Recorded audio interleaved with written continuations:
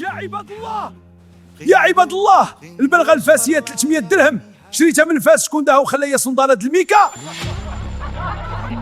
معاك المفتش خرينغو، القضيه فيها ريحه البلغاء والسرقه. اهلا يا اصدقاء، معكم المفتش خرينغو. قضيه اليوم سخونه، سرقه البلغه الملكيه من باب الجامع. شكون السارق؟ تبعوا معايا.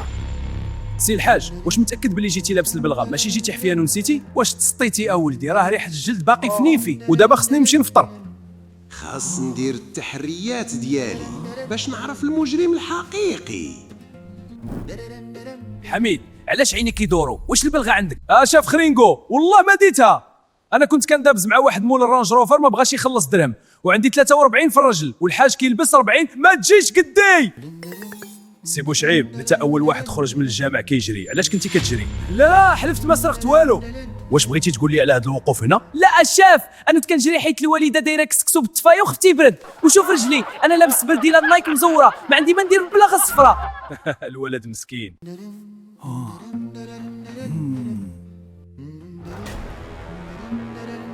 العربي، انت بقيتي في الجامع حتى خوا، اعترف فين خبيتي البلغه؟ انا سيدي المفتش نعس فاش بدا الامام كيخطب، فقط لقيت راسي بوحدي وحتى صندالتي تسرقات ليا ومشيت حفيان. صندالتك سرقات؟ ايه. القضيه معقده يا اصدقاء. حميد العساس رجليه كبار على البلغه، بوشعيب الزربه كان همو غير الكسكسو، والعربي النعاس حتى هو تسرق. إذن شكون اللي دا البلغة؟ واش كاين شي شبح كيسرق البلاغي؟ بلاتي، لقيت بصمه السارق. شوف اش لقيت عندك في القب الحاج، بلغه صفراء. منين جاتك هادي؟ اش كتقول يا المفتش؟ وحق ربي ما عرفت عليها حتى حاجه. وهكا يا أصدقاء تحلات قضية البلغة المسروقة. السارق كان هو الزهايمر ديال الحاج عبد السلام. نصيحة من عند المفتش خرينغو، المرة الجاية ملي تمشي للجامع دير بلغتك في ميكا، ولا لبس صندالة ب10 دراهم باش تهنى.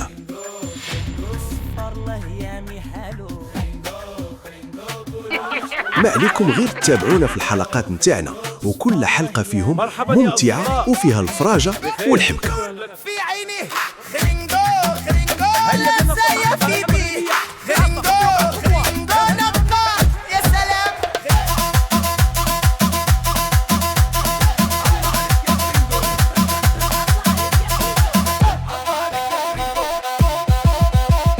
خرينغو خرينغو قولوا لي شكون فالو. خرينغو خرينغو صفر الله يا ميحالو. خرينغو خرينغو قولوا لي شكون فالو. خرينغو خرينغو صفر الله يا ميحالو. خرينغو خرينغو قولوا لي شكون بحالو. خرينغو خرينغو صفر الله يا ميحالو. خرينغو خرينغو قولوا لي شكون بحالو. خرينغو خرينغو صفر الله يا ميحالو. خرينغو خرينغو الى اللقاء مع تحيات استوديو بصر.